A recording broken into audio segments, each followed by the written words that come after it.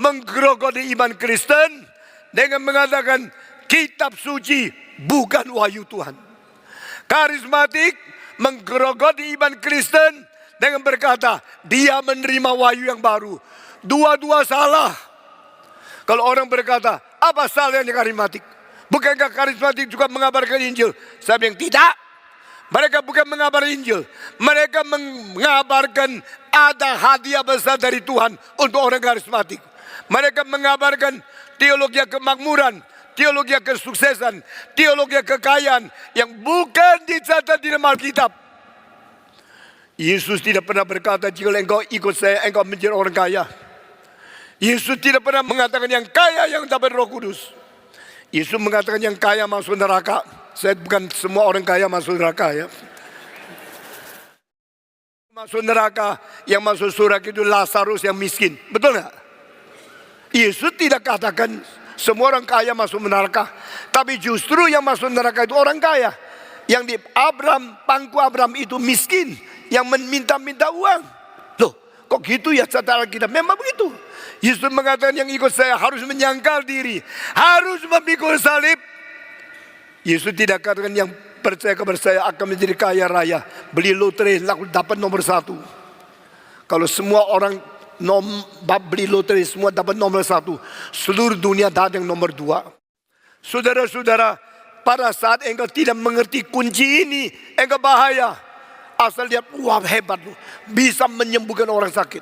Ini kuasa besar dari Tuhan. Saya mengikut pendeta ini saja. Itu cuma khotbah tok.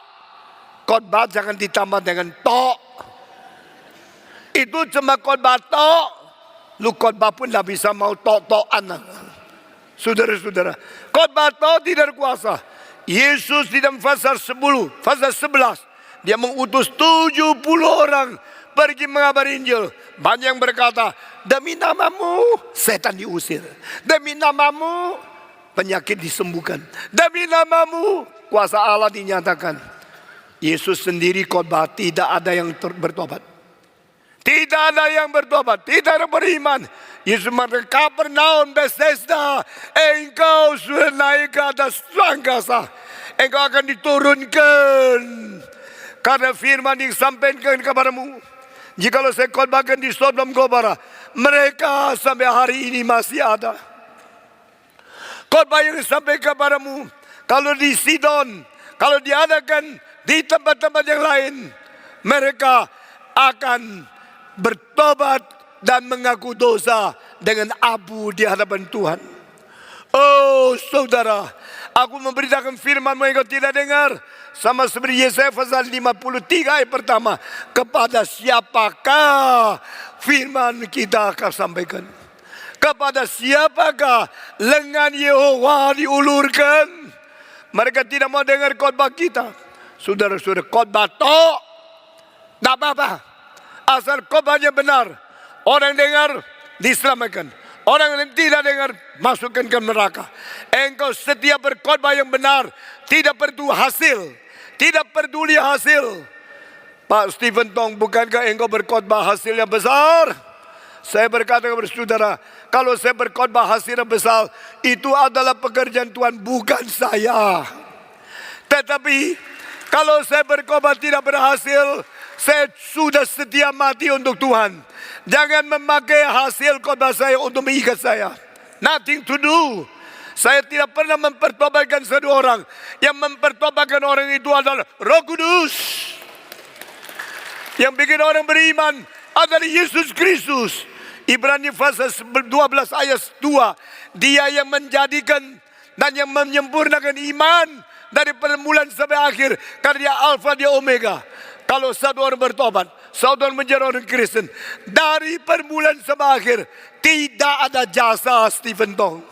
Saya tidak pernah mempertobatkan satu orang. Hanya Tuhan yang mempertobatkan manusia. Hanya Tuhan yang membuat orang beriman kepada dia. Sebab itu saya berkhotbah. Khotbah penting. Khotbah yang benar penting. Jikalau khotbah salah, itu dosa saya. Kalau khotbah benar, kemuliaan bagi Tuhan, bukan bagi umat manusia.